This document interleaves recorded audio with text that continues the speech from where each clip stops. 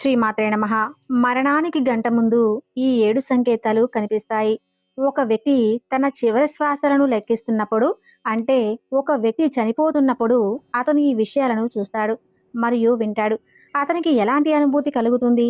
ఇవన్నీ గరుడ పురాణంలో వివరంగా వివరించబడ్డాయి. ఇప్పుడు ఈ విషయాలన్నీ మనం వివరంగా తెలుసుకుందాం. కాబట్టి మరణిస్తున్న వ్యక్తి తన జీవితంలోని చివరి గంటలో ఎలాంటి అనుభూతి చెందుతాడో తెలుసుకుందాం. ఫ్రెండ్స్, మరణం అనేది ఎవరూ తప్పించుకోలేని అనివార్యమైన సత్యం.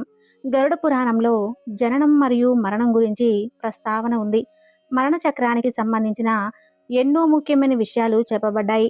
గరుడ పురాణం ఒక వ్యక్తి తన జీవితపు చివరి క్షణానికి చేరుకున్నప్పుడు, అంటే అతని చనిపోతున్నప్పుడు ఎలాంటి అనుభూతి చెందుతాడనే విషయాలను వివరంగా తెలియజేస్తుంది. గరుడ పురాణంలోని ఈ విషయాలను తెలుసుకునే ముందు ఈ వీడియోని సగం, అంటే అసంపూర్ణంగా చూడకూడదు. అది మీ జీవితానికి ప్రమాదం.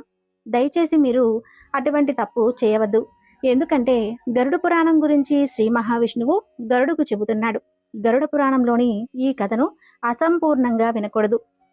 ఎందుకంటే అర్ధజ్ఞానం ఎల్లప్పుడూ విషం లాంటిది. కాబట్టి ప్రతి కథను పూర్తిగా తెలుసుకోవాలని శ్రీ మహావిష్ణువు గరుడకు చెప్పాడు. ఫ్రెండ్స్, మీరు కూడా ఈ వీడియోని మధ్యలో వదిలేయకుండా చివరి వరకు చూసి లైక్ చేసి జై శ్రీ మహావిష్ణువు అని కామెంట్ చేయండి. గరుడ పురాణంలోని ముఖ్యమైన విషయాలు తెలుసుకోవటం వల్ల స్వర్గలోకం ప్రాప్తిస్తుంది మరియు అతను చేసిన పాపాలన్నీ క్షమిస్తాడు శ్రీ మహావిష్ణువు.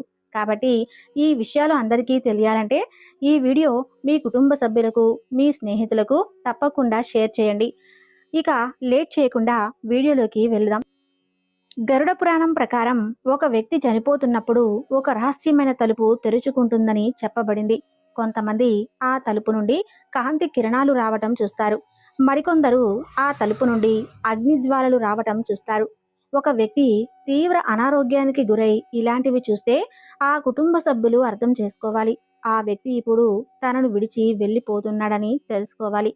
జీవితపు చివరి క్షణాల్లో ఒక వ్యక్తి నల్లటి చర్మం గల వ్యక్తుల వల్ల ఇబ్బంది పడకూడదు. మీరు నిజానికి యమదూతలని, ఆ వ్యక్తి ఆత్మను తమతో తీసుకెళ్లడానికి వచ్చారని అర్థం. ఒక వ్యక్తి తన చుట్టూ యమదూతల ఉనికిని అనుభూతి చెందడం ప్రారంభించినప్పుడు అతనికి కొన్ని క్షణాలు మాత్రమే మిగిలి ఉన్నాయని అతను అర్థం చేసుకోవాలి. ఇలా జరిగినప్పుడు చుట్టుపక్కల వాతావరణం కూడా ప్రతికూలంగా మారుతుంది. మరణానికి కొద్దిసేపటి ముందు వ్యక్తి భయాందోళనకు గురవుతాడు. అతని గొంతు నత్తిగా మాట్లాడడం ప్రారంభమవుతుంది. అతను కోరుకున్నప్పటికీ మాట్లాడలేడు. నిజానికి యమదూతలను చూసి భయపడి మాట్లాడటం మానేస్తాడు. మన